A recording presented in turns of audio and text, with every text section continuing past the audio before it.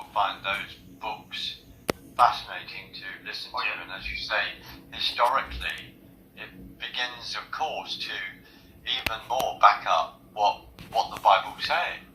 Right? No, they are there for that reason. People should take the time to read them. Don't treat them as canonical. But again, even with the Book of Enoch, there's 3 versions of it. I would read the first one. It was R.C. Charles. Yes. And it was, I think, that comes from the Ethiopian Bible. It's totally valid because it taught, even if it was 400 years before Christ came, it's still prophecy. It tells you about Jesus coming, the Most High, and they're very, very valid. I value them. I really do. So we've got Book of Genesis. So where does Mount Hermon come into this, Alan? Because there's other friends of mine, people like Derek Gilbert, of course, in his teaching, talk about the fallen angels descending down to Mount Hermon. Is it in the Book of Enoch? Yeah. Is it in the Book of Enoch? Right, where it refers to angels. Right. Go on, sorry. Reading about that, I mean, that to me, I think they call them the Watchers, and I believe that they were there to watch mankind, but not interact so much, as such, and it tells you they made a pact, and Coco Bell and all these names mentioned, and they came down on Mount Hermon. It's interesting that there's a UN tower on there, and there's recently people found inscriptions, or a Baal inscription up there, so that's where they came. And also, that's Mount Hermon. Below that is where Jesus said, "I will build my kingdom on this rock." That's hell shall not. I was paraphrasing that. I can't always remember the scriptures off my heart, but that's the bottom of the bottom. That's up right. I've been there. I've seen it from a distance, but yeah. But you can see the UN tower on it, which I suspect they're waiting for in the off chance that something comes down again. Which it will, I suspect. So is it the Book of Enoch refers to the fact that 200 of the Watchers descended there? I think it is, yeah. Right. I find it fascinating that it is extreme, like in all the biblical details, but in regard to that book, which is emphasising that, which is the fact that it's specific in detail that says 200 come down to Mount Hermon. Right, so moving on then to so we've got the fallen angels coming down to earth and having sex with human women, interacting like that. Alan, in the UK, have you ever heard a sermon in a church discussing that issue? I've never heard a sermon. I've never actually heard a British voice talking about it in a video either. Funnily enough, as we say, we get all our information from over the water, and I think that has to change. Obviously, there probably are people who talk about it, but I ain't seen them. Online. I talk about them. Well, good. Well, then hopefully we're beginning to make this change. I'll take my accent. You will take your accent, and we'll combine it as a UK mouthpiece. So we've said it. I've never heard anyone preach on it. Never heard anyone preach on it in this country. I have heard someone be a little bit derogatory about the flood. So let's move into that. Your views on that. Well, there's a lot of people who think it was a localised flood. Actually, if you take secular history and stuff like that, all the cultures going back all have a flood story, and it's over the mountains. It's not localised. It's not. I mean, if you're going to wipe everything out, it had to be. People talk about, how did the fallen angels? The fallen angels can fly. You can get out of there. It's not, or they go under the water. Right. In regards to that, but. Well, if we look at, we're saying that, so Earth is created, Genesis 6, of course we go through Adam and Eve, there's the fall, Genesis 6 is happening, the fallen angels, the watchers, are supposed to be watching over us, as you say. They then have interaction with the human women that they should not be having. They're coming down to earth to Mount Hermon, etc., etc., and we're coming up to the flood then. So describe your opinion. What happened at that point? Who did God find? Noah. But why? And then what happened? What was the layout that he was given in regard to his actions? Well, from what I understand, and obviously going back to what they found in Steve Quayle found, there was obviously DNA tampering. And it says it was pure in his generations. That doesn't mean it was sinless. No man has been sinless. It meant that his DNA was proper. 2 strains instead of whatever was added. I'm assuming it's another one. And then the rest of his family, obviously under his tutelage, he says, right, stay away from whatever. I've seen footage before of what they found on the moon, ultimately. And they call it the Mona Lisa, but she had technology grafted into her. And she had something in her forehead, kind of like Cain, sort of thing. So there was obviously a lot of that going on. I mean, they did a good couple of thousand years to do that. And they're finding technology and understanding technology that we can't master, we can't repeat. It was so technologically advanced back then, and that's hard for people to get their heads around. But they have found that if you take the time to go and look, you can find the found technology. And as well, they found sort of flying machines and things like that as well, which we can talk about later. When you refer to Cain, then, what are you pointing out in regard to Cain? Well, Cain had some sort of mark on him. I'm not saying it's technology, but we don't know. There was some sort of tech that said, don't touch him. For all I know, that mark was recreated as homage or something like that. I can't remember the shape of it. But whatever it was, it seemed to be the Mona Lisa. Well, it's a woman to all intents and purposes, which is a bit different to what we would see. She'd fly a ship with a mind. That's just what that's what they surmise with that, and this technology that was engrafted in their skin.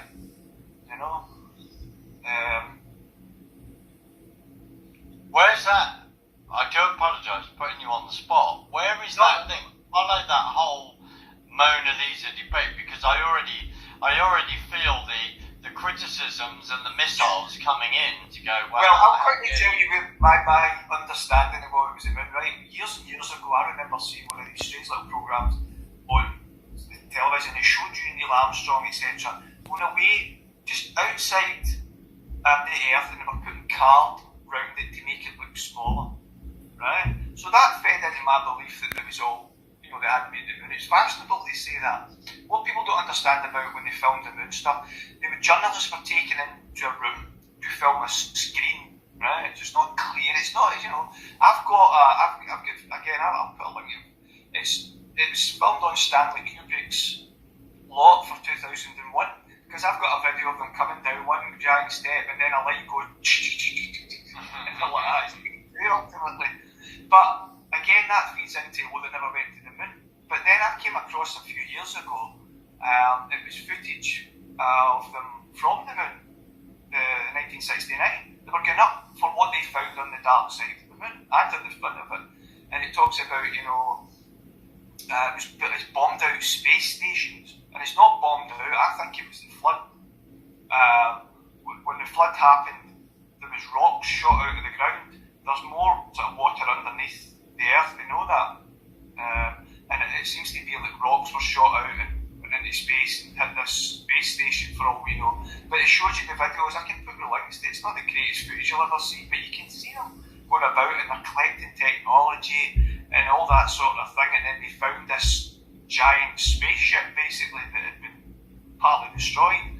And they located this, for all intents and purposes, as a woman. It's a bit beautiful woman. Nicely in her time, she's frozen in space ultimately, but they take her back, and that was 1969.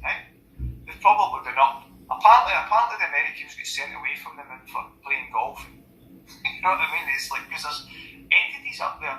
There's also mining up there and such. Like, you can find these videos. You can see the Rand company and all that on the moon, things like that. It wasn't that 2011. I was phoning somebody in America, and I had to go outside, and I happened to look up, and it was like a dog fight above my head. It was a way up. I mean, it was in space for all as much as I could tell, and it was a dog fight they were fighting as if they were like Spitfires sort of thing. So I knew. I mean, that was before I knew anything about this stuff. And I just go, wow, sort of thing. So there seems to be space programs and stuff like that. I mean, that is interesting, because if we think about B-2 rockets during the Second World War, so let's go into a little bit of other history that backs up certain aspects of what we're beginning to talk about. So, after the Second World War, what happened to a load of the Nazi scientists, Alan? Well, what did the Americans do? The Americans and the Russians cherry-picked the best scientists, the ones that were shut away underground and developed the V2 and all the other things that got guns that could shoot round corners and stuff like that. I mean, really, you know what I mean? The technology they had was just astronomical. But I think that ties into Himmler and the Vril Society, when they were getting information coming to them, they were learning all this stuff. They also Could you explain who the Fuel Society are? Yeah. Sorry, they believed in it was a life force called the Vril, and it was this group that kind of tied in with Himmler, and they had a group that went looking for the Grail and all these sorts of things, so they were going around the world and they found some stuff. But these people would communicate with what they thought were ascended masters, or whatever they termed them as. They were looking for the Ark of the Covenant, the Covenant, they were looking for ultimate weapon. Destiny, right? Anything that they could use. Right. So that means that Harrison Ford's character comes from a position of reality. I would say Raiders of the Lost Ark. Right. But sorry, you carry on. Sorry to interrupt. Yeah, well, the Vril Society. I have to confession to you, mate, I was a Nazi when I was younger, right? So I know all this stuff. It fascinated me, all this stuff. Very beautiful women in it for whatever reason, and they communicate, with these spirits, thinking there was something positive. I don't know, maybe they didn't. I don't know, but they would get this information and they would feed it to the Nazis and war machine. I know the Nazis found blueprints for Vimanas. Vimanas were from, if you read the Mahabharata, which is the Hindu ancient texts, you've got your Brahma, Vishnu, and Shiva, and all these. They speak of these entities fighting in these Vimanas, which are just flying saucers, effectively. And the Nazis apparently found these blueprints. And they built these things. So there's a lot of legacy from what they found, absolutely. But with regards to these scientists, they knew all this stuff. Some of them were involved with it, and that's why they would have been taken to. But that can feed into this thought that everybody seems to think that it's man-made, these flying saucers, which they're not, predominantly. There will be man-made flying saucers, but I mean, I get it 70 years ago, it's light technology, space jump technology that they've got. I think Lockheed got involved in. But again, they wouldn't have got there without these Nazi scientists all those years ago. The CIA was started by them and all the rest of it. Well, we're getting into a very interesting subject here, especially when you mention the CIA. We go into Alan Dulles, Foster Dulles' brother, working for the Sullivan and Cromwell, a lawyer firm, Wall Street, that actually did represent, German banking and certain Nazi goings on. So let's go back. The CIA then founded in 1947. Alan Dulles, based in Switzerland, Basel, around the Bank of International Settlements, and of course Switzerland was the neutrality country during the Second World War. So that meant, Alan, that he had interactions with Nazis. Totally. Yeah, and as a dear friend of mine explained to me, Alan Shipp, that and it's on, I think, the documentary Out of the Shadows, that Himmler's staff car is buried on the CIA base in America.